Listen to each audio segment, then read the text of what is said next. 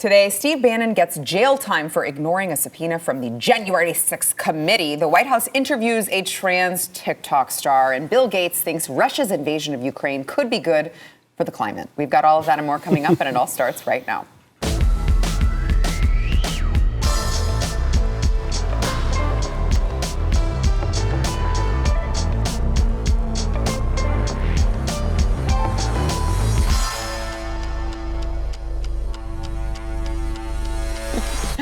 Welcome to the news and why it matters. Happy Friday. I am Sarah Gonzalez, and we are joined today by Jaco Booyens, BlazeTV contributor and host of The Bottom Line. Also, it's a day of BlazeTV contributors, actually. Another BlazeTV contributor, John Doyle, also host of Heck Off Commie, who is appropriately dressed for fall weather, which I appreciate. It's true. You should have seen me last week. Yeah. That's for BlazeTV members only. That's for Blaze After Dark? Yeah, when people get to see the pumpkin pants. The pumpkin pants that he was wearing. I've heard of the pumpkin pants. They were very fall. I loved it. Also, BlazeTV contributor Alex Stein, host of Conspiracy Castle. So I want to see all the. I mean, I've got these two on, and you. We're probably definitely getting banned from YouTube really quickly. So I want to see how quickly that actually happens. But if it does end up happening, make sure that you go over to BlazeTV and subscribe so you can finish watching the episode. So first up, Steve Bannon has been sentenced to 4 months in prison and a $6,500 fine for contempt of Congress due to ignoring a subpoena from the January 6th committee. Now, he was claiming executive privilege precluded him from appearing before the committee, and Bannon was released pending appeal. If an appeal is not made, Bannon must voluntarily surrender by November 15th. The Justice Department, of course, was the one who had recommended a six-month prison sentence and a $200,000 fine. And when entering the courthouse today, Steve Bannon said, "Remember this illegitimate regime. Their judgment day is on the 8th of November when the Biden administration ends. And remember, take down the CCP. Thank you." Which I was just on War Room yesterday, and today I'm like, oh, he's being sentenced to 4 months in prison. It's almost like they're taking these January 6th hearings a little too seriously. Do you think that that's going to backfire for them? I really hope so. And we talk about November 8th, and he says November 8th. Hopefully this time around, and we can hope a little bit, when conservatives gain a little power, they would actually do something with it. Mm-hmm. Hopefully, maybe. Mm-hmm. We can wish for Christmas, right? Christmas wish list.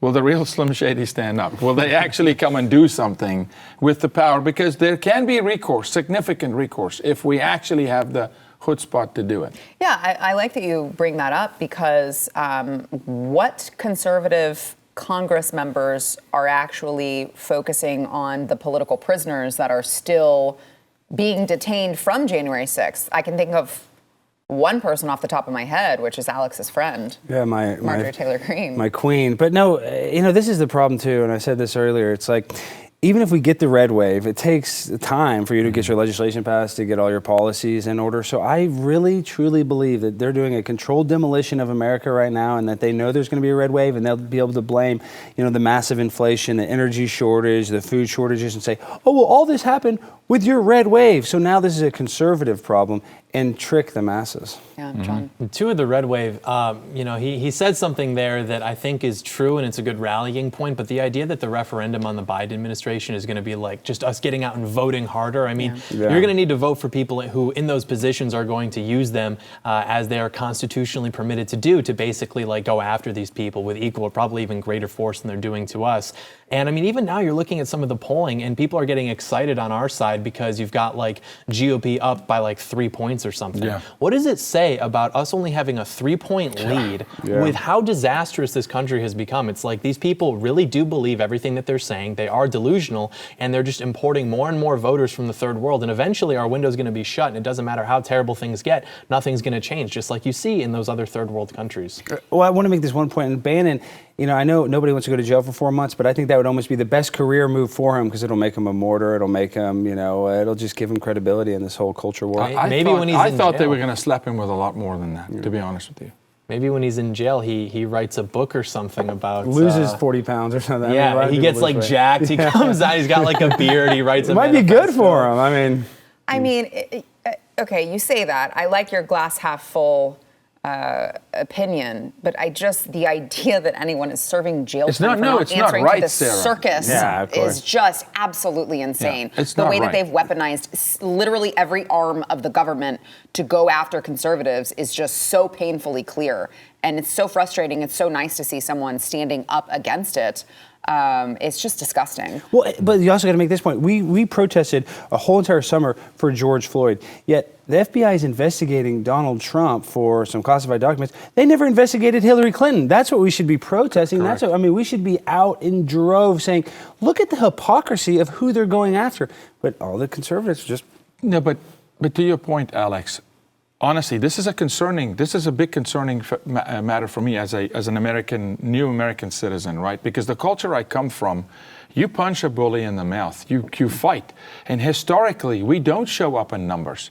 We don't organize 10,000, 15,000, 20,000 people to truly peacefully come and make a stand on the constitutional values we have. We do. When have we done that? We didn't hold Clinton, accountable for smashing cell phones and using acid, ever. Even when we had the House, and remember when Trump walked in, Sarah, he had the House and the Senate and the White House, and then we just gave up the House. This is my concern. I know we're building business. I know we're the ones keeping this country going, employing people. But then, hey, double down. Sleep when you're dead. Show up. Go do something, because historically we haven't. Yeah. So speaking of, the federal government just kind of using every arm that they can, every lever that they can pull to punish conservatives or anyone who believes in free speech, really, at this point in time, the Biden administration is reportedly considering subjecting Elon Musk's business dealings to national security reviews due to how much power he's acquiring, they say. So they specifically want to scrutinize the Twitter deal and SpaceX's Starlink satellite network. Their interest in Starlink is probably in reference to the letter that Starlink sent to the Pentagon demanding that they fund Ukraine's Starlink internet. And SpaceX's director of government sales wrote in the letter, "We are not in a position to further donate terminals to Ukraine or fund the existing terminals for an indefinite period of time."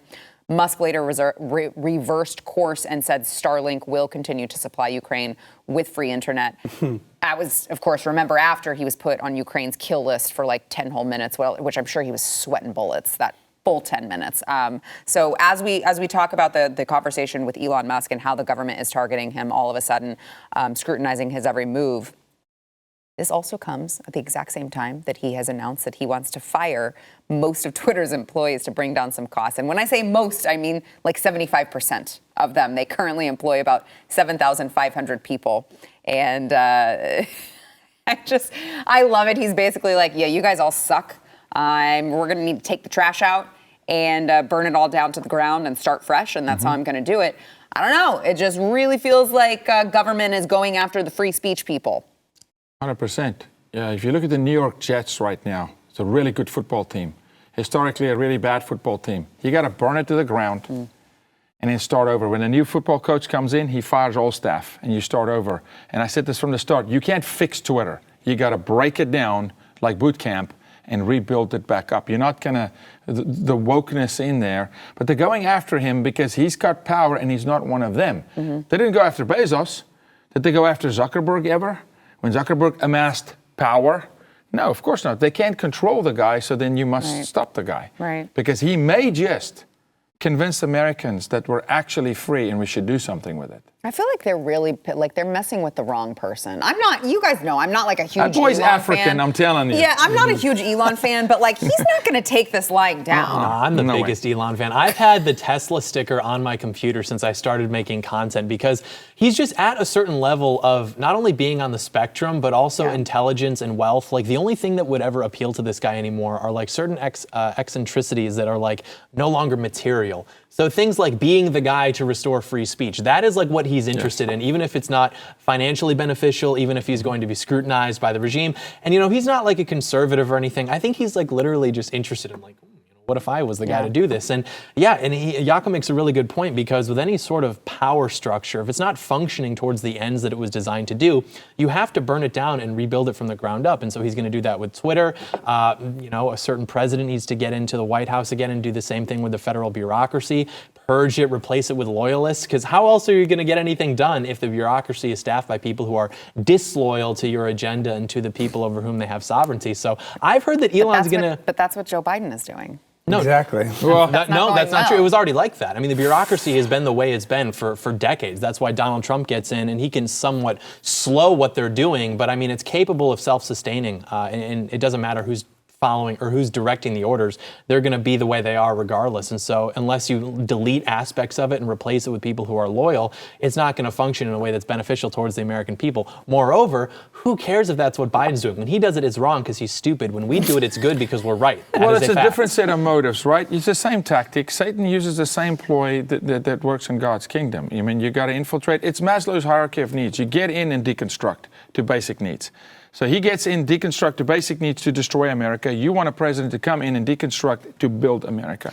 It's the same set of principles. And I'm going to get my Twitter back. I think he's saying a week from now the deal goes through. When I get my Twitter back, I'm going DEFCON 3 on libtards. You'll see. I'm going to have the biggest Twitter account in the history of online presence. You will. And I want to say this. Listen, I love Elon. I can't wait to get the computer chip in my brain so I can park my Tesla. But to my point, when I'm talking about Elon being an Elon stan, he's going to reduce the employees from 7,500 to roughly 2,000.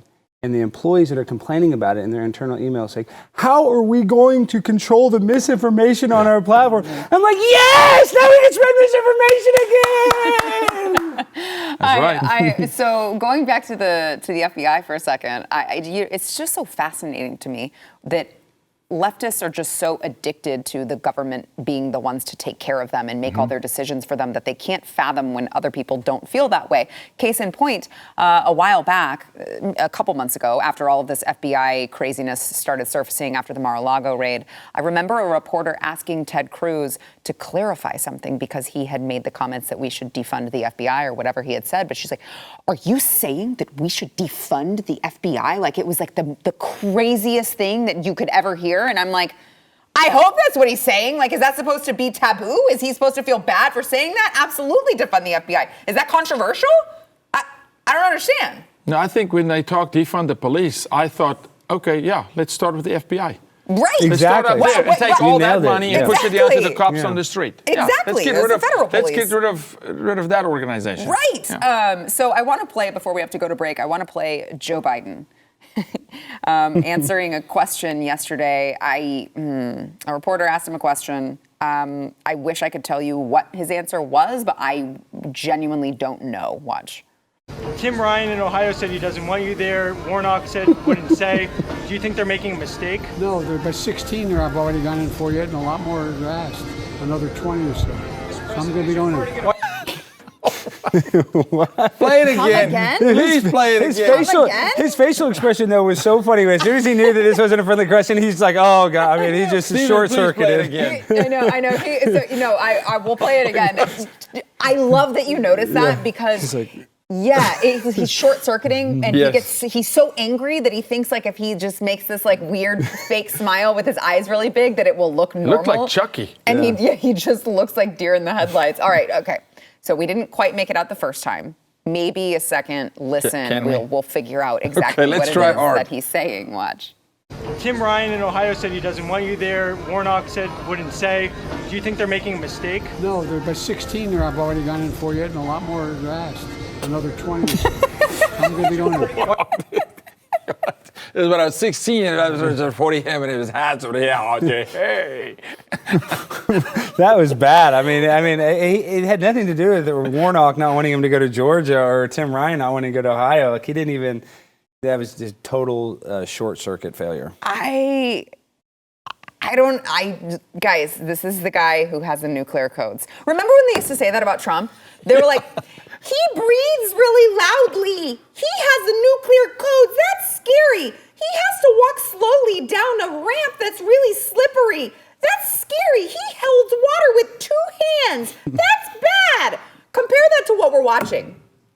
John? The adults are back in charge. The adults are back in charge. I love democracy. This is what democracy looks like. Literally, I mean, you've got this like shadow government puppeteering everything while you have the cheerleader who's like the senile, incompetent old man. And then you have the masses all supporting it. Oh, look at my yard sign has aviators on it. Oh, we love Brandon, dark Brandon, stuff like that. It's like dark Brandon. because there's no light bulb up there. That's why he's Dark Brandon. Oh, I got to make this Get point. it? Yeah, No, he is no, dark. trust me, I get it. Yeah. But my favorite part of Joe Biden, he's the only president in United States history as president still calls himself the vice president. Yes. That's humility. That's bad. That's real. Yeah. And calls the vice president president, Yeah, by the way.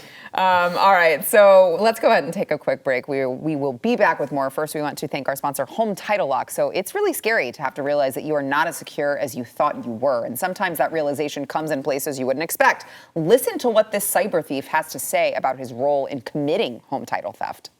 Nobody thinks that I can take their house and borrow against the house. No, I have title insurance for that. No, it's in my name, or he would have to get some special document. They would call me. Nobody's calling you. After I've stolen the title, borrowed against it, or sold the property, or done whatever I've done with it, it's 60 to 90 days to even figure out that they're the victim of this crime. By that point, you start getting foreclosure notices, and you realize you've got 4 mortgages on your house. Not only that, you don't even own your home anymore. It's not even in your name.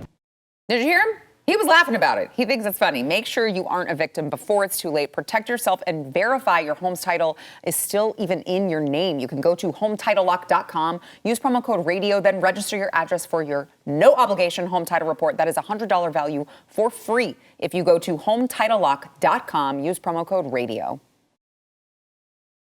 Trans TikToker Dylan Mulvaney. This is a phrase I never thought I would say. Trans TikToker. That's your official title. Trans TikToker Dylan Mulvaney, who recently appeared on Ulta's podcast that went viral for all the wrong reasons, because this dude was talking about girlhood and how he couldn't wait to be a mother someday, which is really, I think he's going to be really sad when someone informs him that he can't actually do that. That's not scientifically possible. He went to the White House to discuss trans issues for an interview that will air this Sunday. Watch. It's day 222 of being a girl. I'm in Washington, D.C., and I'm going to the White House to speak to the President of the United States. You know that phrase, I fear I may have girl bossed too close to the sun? Well, that's how I feel today, because I get to sit down with Joe Biden and now this news, and I get to ask him a few questions surrounding trans issues in the United States and talk to him about my transness. And I really just want to represent my community the best that I can. And you know what? As silly as I am on here, I'm ready to step up and show that trans people, we're not going anywhere. And that trans kids, they deserve a fighting chance to be their true selves. Okay? Oh my God, I'm running late. Let's go. And y'all are obviously wondering what I'm gonna wear to meet the president. He's still going. Here you go. It's the trans flag colors. Our queen, love you. I love you. We're about to go. Is there anything in my teeth? It is their queen. I'll tell you why. Leaving on cloud 9. The fact that our president has watched Days of Girlhood, it's kind of epic. Mm-hmm.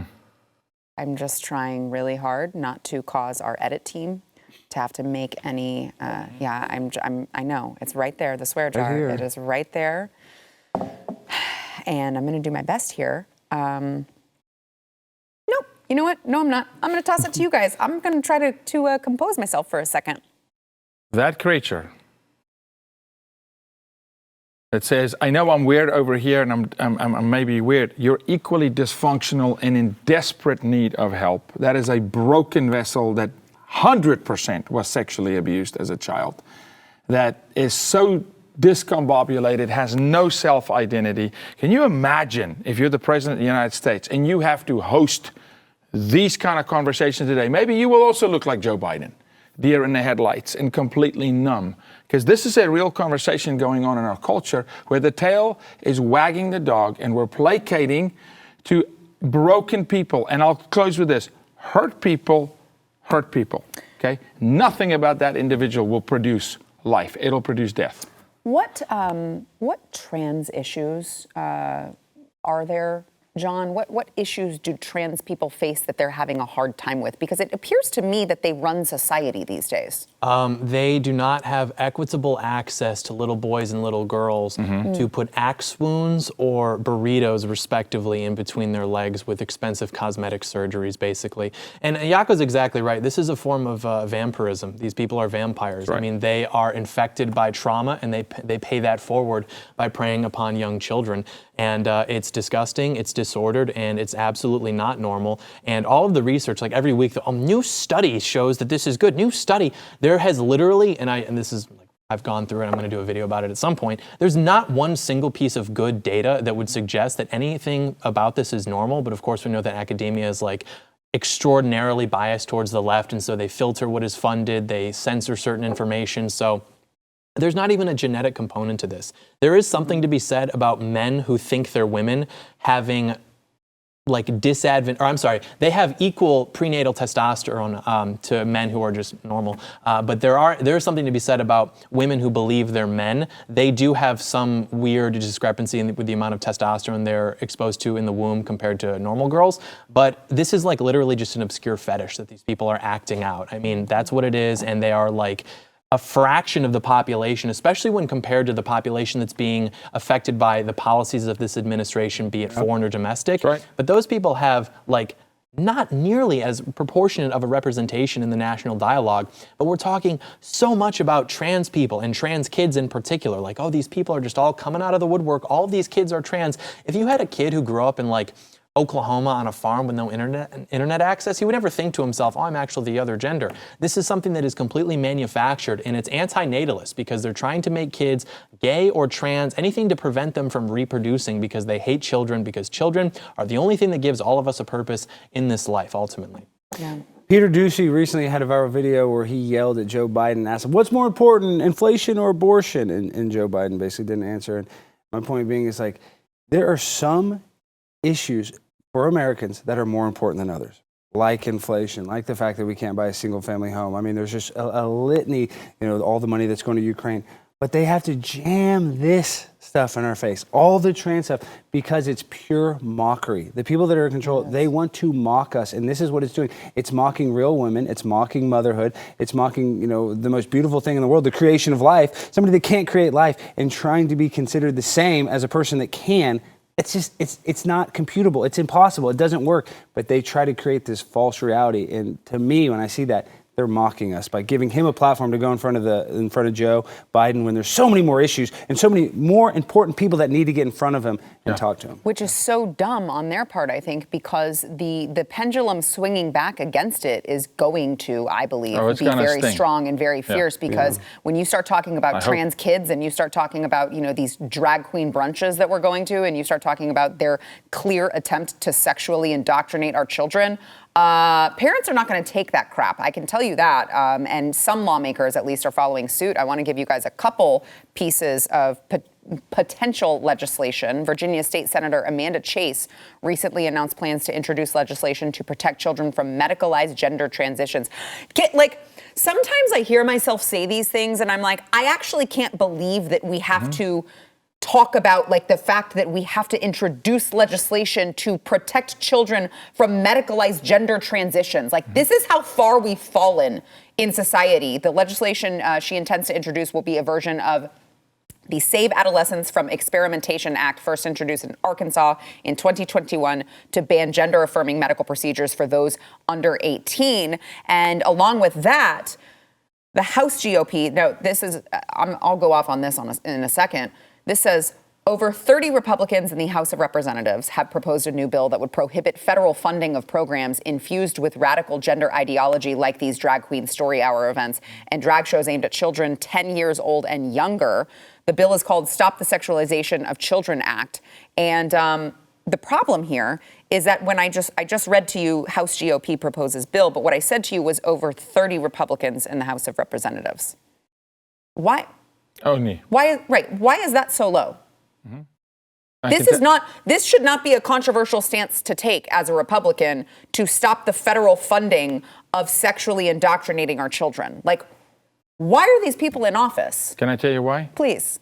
Because America is the #1 nation on earth commercializing sex with children. 95% of the buyers of sex with children are men. And the fact of the matter is, most of our arrests are equally in the Republican Party, conservatives and Democrats.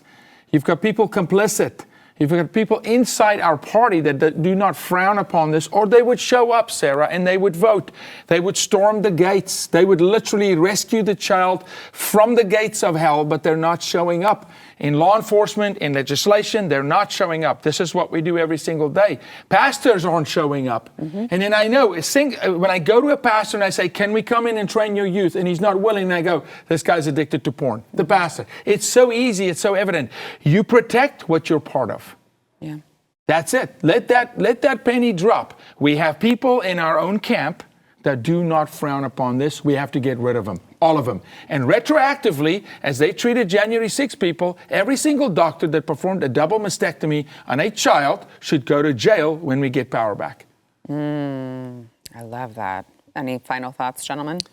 I think we need to set a higher standard for what a red state actually is. Yes, You'll we see a do. headline about like, red state governor says that liberals need to wait until kids are at least 9 to indoctrinate them, and we're like epic own. Yeah, and it's yeah. like, we have significant majorities in state Congress. You could do this within a week. You could literally have all 26 red states pass laws banning this type of surgery on minors within a week if everybody were actually serious. And I really like that the discussion is focused on this happening to kids, but I fear, because I mean, it's good to appeal to the mainstream of like, this is happening to kids, but at some point we really are going to have to grow a spine and move the discussion beyond that, because I don't think anyone actually believes that if a kid on their 18th birthday got in the car and then went and had one of these surgeries done, that it's like totally okay. There is something deeply wrong with it because it is unnatural and it is disordered, and that is targeting children is deeply wrong. But at some point, we're going to have to extend that to its logical conclusion and just say the whole thing is wrong. Because otherwise, it's just going to get back to that. Yeah. And I just want to make this last point. I don't understand how doctors, knowing that these people have gender dysphoria, a mental health issue, fixing it with the surgery, with the physical surgery. They don't care if they I fix know. it. They're making money off of it, Alex. But it's just so clear that it is a mental health issue. And Great if they would point, address it, the mental health aspect of it, it'd be a lot better, in my opinion. Yeah, well, think about all of the follow-up visits and the follow-up therapy they would, miss miss out out on on, if yeah. they actually corrected the issue mentally. All right, we've got more to come, but we've got to take a quick break. We'll be right back.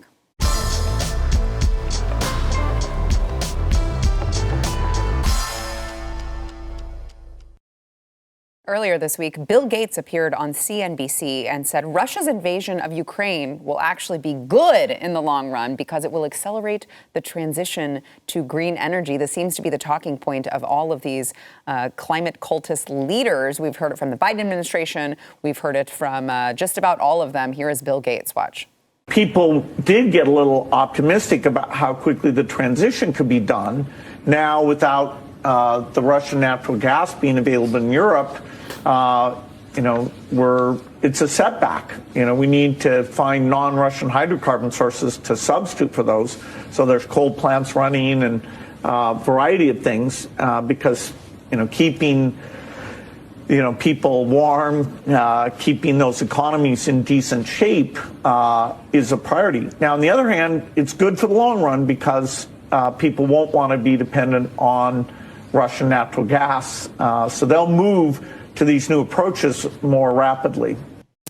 He also said in the Breakthrough Energy Summit in Seattle this week that the ultimate measure of success is global greenhouse gas emissions. We need to go from 51 billion tons a year to 0 in the next 3 decades. That sounds reasonable. Yeah, and can't happen. And when he says we have to keep those economies warm until we take them over, until we conquer them, we don't want them to completely implode.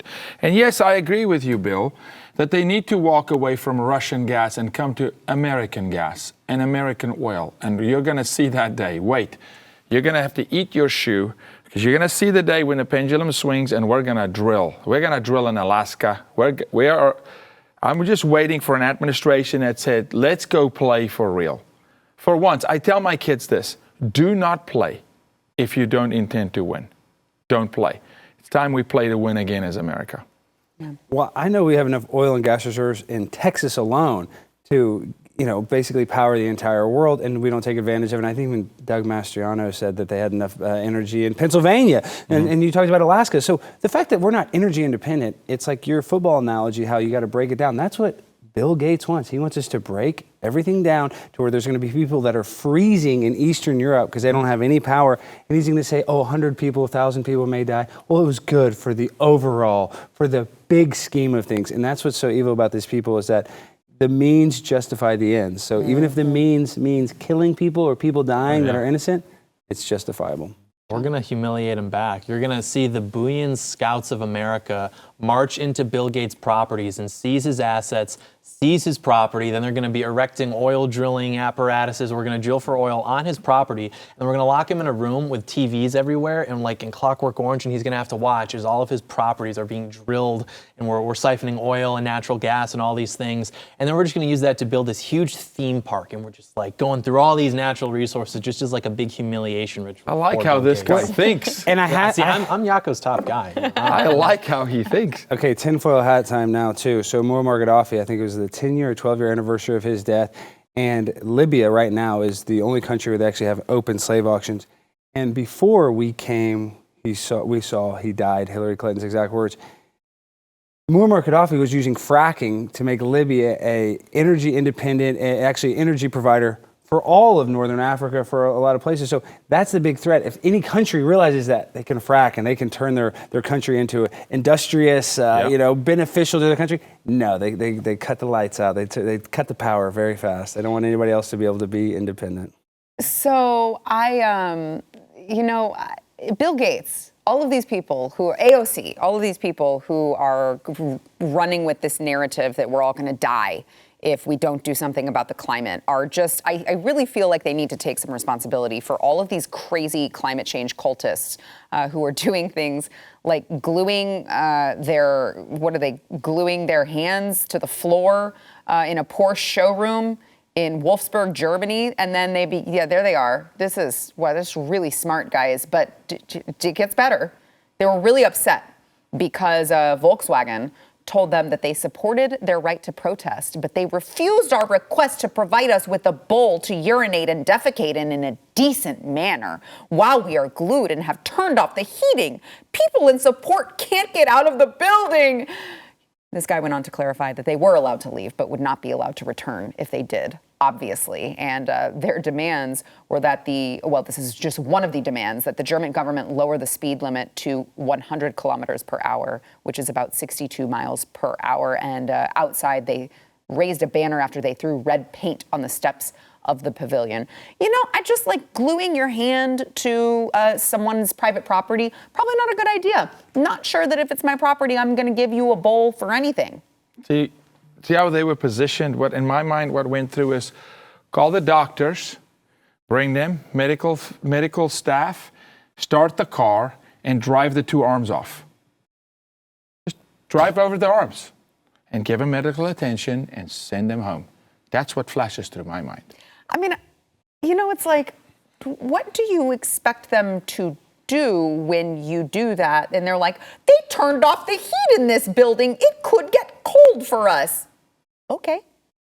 Good. Yeah. Like, okay, and? They're just, I don't know, they're like waging a war on excellence. And you see this with all sorts of leftist types. Like, they're just this very like miserable, gross people who are just mad at anything that's cool. And like those cars that they were sitting in front of, they're never in their lives going to create anything that's even approximately as beautiful or as amazing as those machines. Or be able to afford them.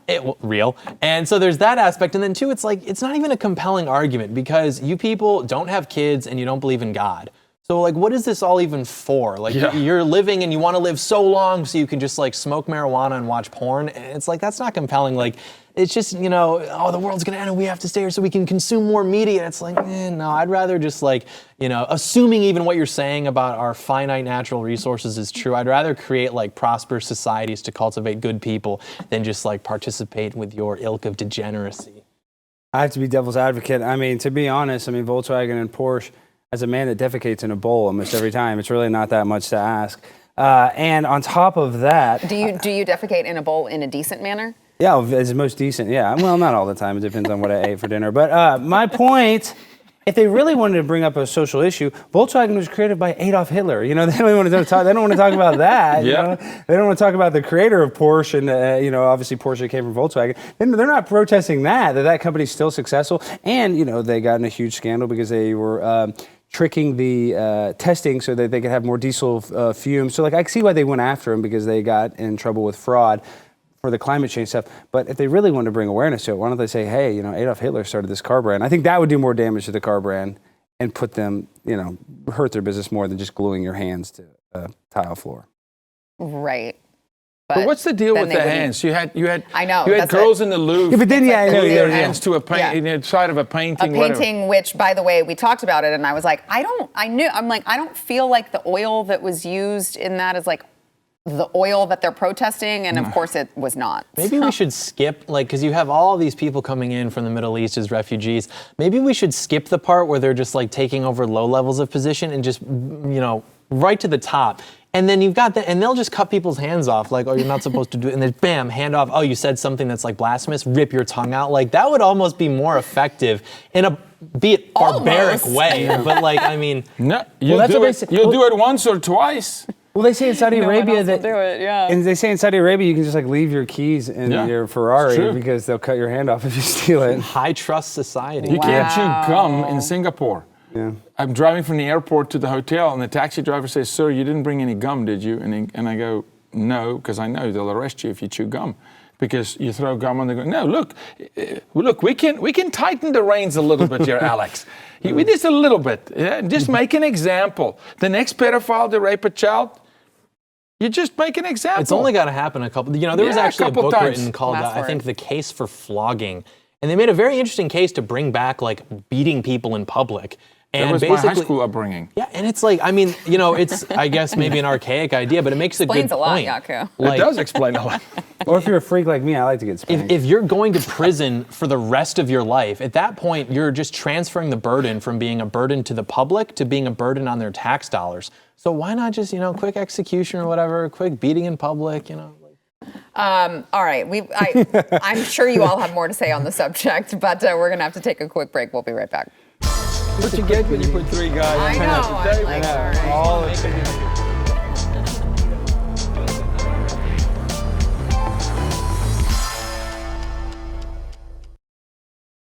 We were talking about the January 6th committee and Steve Bannon earlier. Breaking news as of the time of this taping, of course, that the U.S. House committee investigating all of this has formally issued a subpoena to former President Donald Trump today. And within their letter, they make, of course, numerous allegations against him, saying that he purposely and maliciously disseminated false allegations of fraud related to the 2020 presidential election in order to aid his effort to overturn the election and for purposes of soliciting contributions. Let's see, without any evidentiary basis, illegally pressured state officials and legislators to change the results of elections in their states, orchestrating and overseeing an effort to obtain and transmit false electoral certificates to Congress and the National Archives, filing false information under oath in federal court, sending a social media message to the nation at 2:24 p.m. while knowing full well that the violent attack on the Capitol was occurring, in which you incited further violence by publicly condemning your vice president, and refusing for hours to disband your rioting supporters by instructing them to leave the Capitol while you watch the attack unfold on television. I feel like it should be signed with "so there," because that's about how I feel like they're acting when I read this. Okay, so does he go and does he make the biggest mockery and scene of this committee? Because I'm rooting for that. I want it at this point. I want him to sit and just be completely belligerent and uncooperative and make them look very stupid. I don't think you see him go Alex Jones on him, like be belligerent. But I do think if he shows up, and his lawyer's job right now is to find a way for him not to show up. That's their job, okay? It's for him not to be exposed like that. But if he had to show up, I do think he does what he did in the debates. He rules the room, and he takes over the room and just kindly just exerts. Does he do anything kindly? A little pressure. Yeah, he does. He is. He said, I'm a nice guy. I'm a nice guy. He's a nice guy. Kindly come in and just exerts pressure and commands the room by interrupting. But I don't think he goes Alex Jones on him. I don't think he He starts needs to go to spitting. Liz Cheney a little bit and make fun of her dad for killing 1 million Muslims. That'd be funny. So here's another one, that summoning tens of thousands of supporters to Washington and knowing they were angry and some were armed, sending them to the Capitol. It's like, how did he knew that some of them were armed? It's just like he refused to disband his supporters. So they would have been so pissed if he showed up, right? So they would have just completely crucified him if he showed up to his supporters at the Capitol, but also they're trying to hammer him on refusing to do, like, how's he gonna disband them? Show up? How do you communicate to them while people are there? You think they're checking Twitter while this fictional novel is a fictional novel that lives on the fictional Isle of Barnes and Noble. I mean, it's bad, John. They corroborated, like, with their entire media syndicate to incite riots the summer prior to that, which did billions of dollars in damage, took objectively more lives than were taken on January 6th.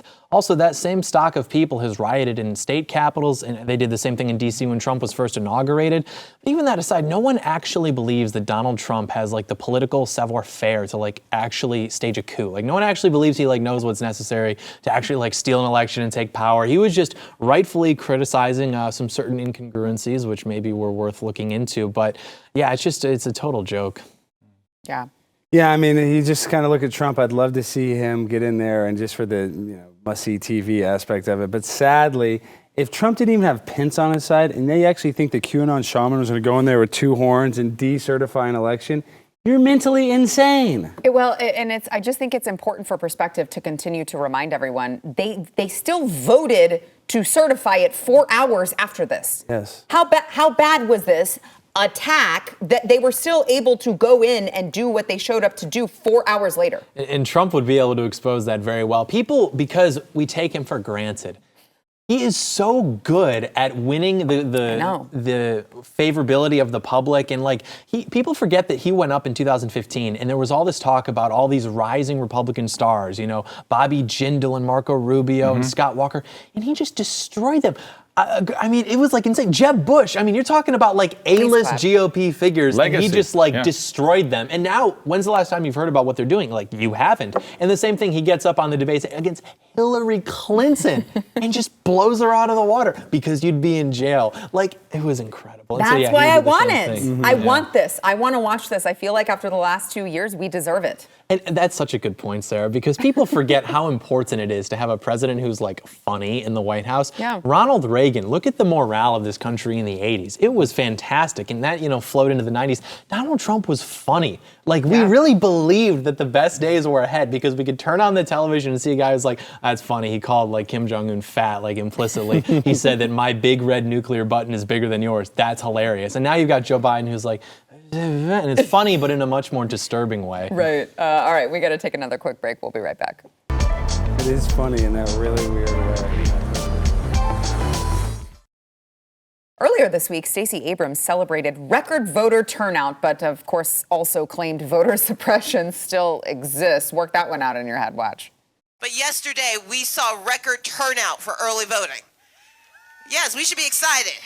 But let's remember what that means. It does not mean that voter suppression doesn't exist. That's like saying that there are no more sharks in the water because more people get in. We know that voter suppression is alive and well in Georgia, but we're stronger, we're faster, and we're better than it, and we are going to bring it, and we're going to win this election.